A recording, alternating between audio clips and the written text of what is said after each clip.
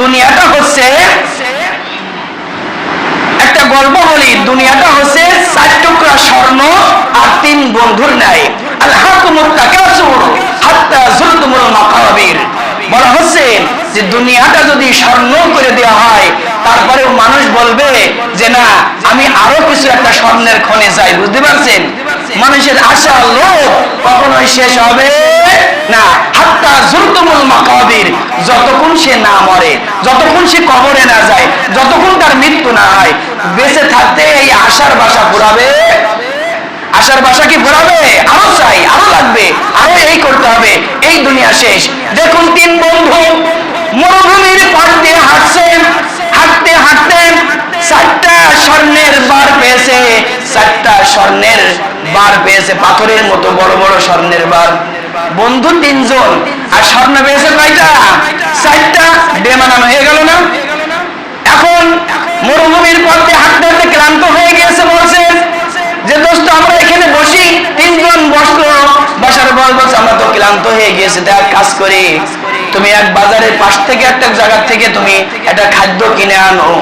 কি বলছে? খাদ্য কিনে আনো, ক্লান্ত হয়ে গেছে, আমাদের তো খেতে হবে, খাদ্য কিনে আনো। খাদ্য কিনতে গিয়েছে, যাওয়ার পরে এই 2 বন্ধু বলছে দোস্ত জিনিস তো 4টে, আমরা হয়ে গেছে 3 জন, ভাগ করবো কিভাবে? খেয়াল করে শুনবেন, ভাগ করবো কিভাবে? এলোমেলো হয়ে যাচ্ছে, তার কাজ করা যাক। ও যে রুটি কিনতে গেল বা খাদ্য কিনতে গিয়েছে, ও আসার সাথে সাথেই আমরা ওকে সাইজ করে দেবো। মানে কি?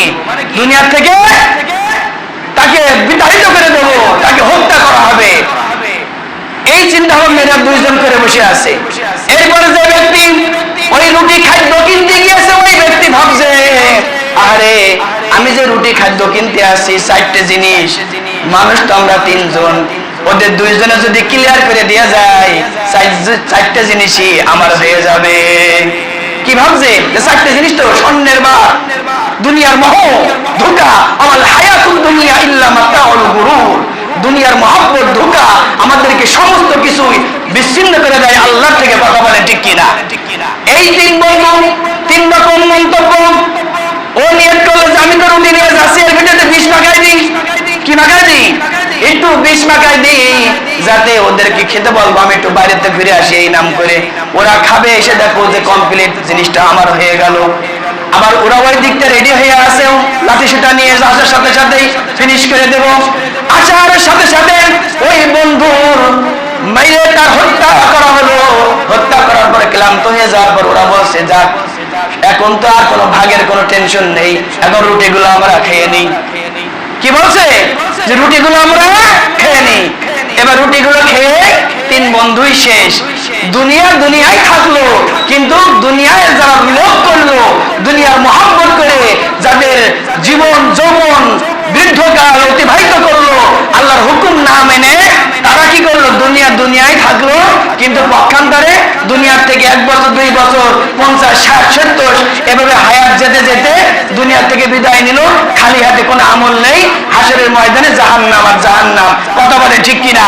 এর থেকে আমরা শিক্ষা নিব যাতে আল্লাহ রাব্বুল আলামিন আমাদেরকে এই দুনিয়ার মোহ থেকে দূরে থেকে একমাত্র শুধুমাত্র সেই আল্লাহর হুকুম অনুযায়ী আমরা নিজেদের জীবন পরিচালনা করব, নিজেদের পরিবারকে পরিচালনা করব, মুমিন মুত্তাকিন হয়ে আল্লাহ তাআলা আমাদের সকলকে দুনিয়াতে চলাফেরা করার তৌফিক দিন এবং ঈমানদার মুত্তাকিন হয়ে মৃত্যুবরণ করার তৌফিক দিন। আমিন। ওয়া আখির দাওয়ানা আলহামদুলিল্লাহি রাব্বিল আলামিন।